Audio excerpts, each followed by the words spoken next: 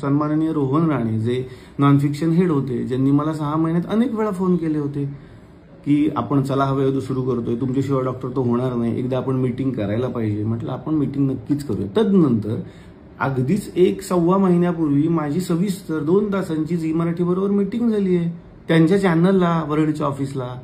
ज्यावेळेला त्यांनी मला सांगितलं होतं की आपण कार्यक्रम करतोय आणि कशा पद्धतीनं करता येईल याविषयी एकदा बोलूया. माझ्या काही अडचणी होत्या.